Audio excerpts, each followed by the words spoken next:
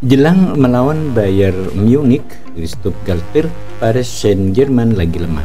Kapten PSG Marquinhos akui ruang ganti berisi Lionel Messi, Neymar, dan Kylian Mbappe bisa rumit. Ruang ganti PSG tak harmonis. Neymar biasalah kayak orang pacaran. Marquinhos menjelaskan dinamika menarik yang ada di tim utama PSG. Bek asal Brasil itu menjadi kapten klub, dan dengan demikian dia mengenakan ban kapten di depan pemain-pemain bintang seperti Lionel Messi, Kylian Mbappe, dan Neymar. Kitke bertanya kepada Marquinhos tentang betapa mudahnya dengan begitu banyak karakter di ruang ganti, dan dia menjawab, "Kami memiliki suasana yang sangat baik di tim, meskipun terkadang kami memiliki perbedaan pendapat. Sejauh ini kami menyelesaikan semuanya, apakah itu berjalan baik atau buruk. Ada kepribadian hebat di setiap klub papan atas. Bagi saya selalu penting untuk banyak bicara, untuk jujur dan menjaga kebersamaan tim. Dengan penampilan bagus dan saling membantu di lapangan, sisanya akan beres dengan sendirinya." Marquinhos kemudian membahas bagaimana rasanya bekerja bareng pemenang Ballon d'Or 7 kali Messi. "Kami bergaul lebih bagus dan juga lebih baik di lapangan. Tentu saja pada awalnya kami harus menemukan posisi yang paling cocok untuk semua orang.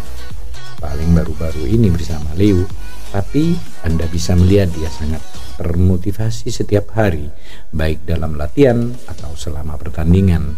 Setelah kembali dari Piala Dunia, ia bekerja untuk mencapai level sama seperti sebelumnya.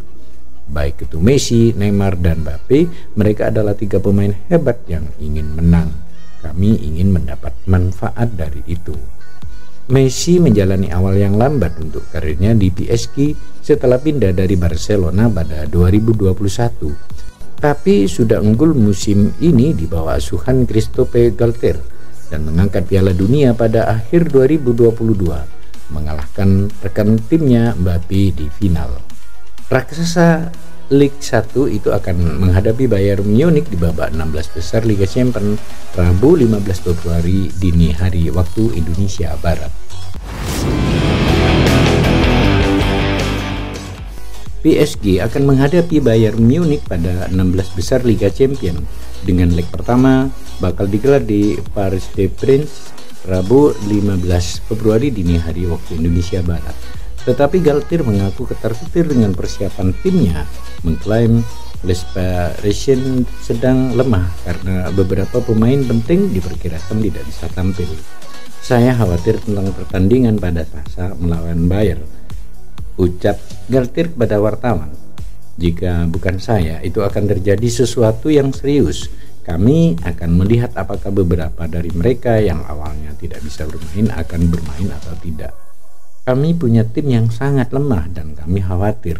Dalam periode ini, Anda harus tetap berpikiran jernih. Saya mengerti kemarahan para penggemar." Les Parisiens menatap duel melawan Bayern dengan kekalahan di 2 pertandingan terakhir, kalah 2-1 dari Marseille di Coupe de France dan dibekuk AS Monaco 3-1. Selain itu ada beberapa kabar minor soal situasi internal klub, dengan Neymar mengaku ada perbedaan pendapat di antara para pemain. PSG akan berjuang untuk bisa mendapatkan trofi Liga Champions pertama mereka, dengan pasukan Galtier akan menghadapi De Rotten di babak 16 besar Rabu 15 Februari dini hari waktu Indonesia Barat.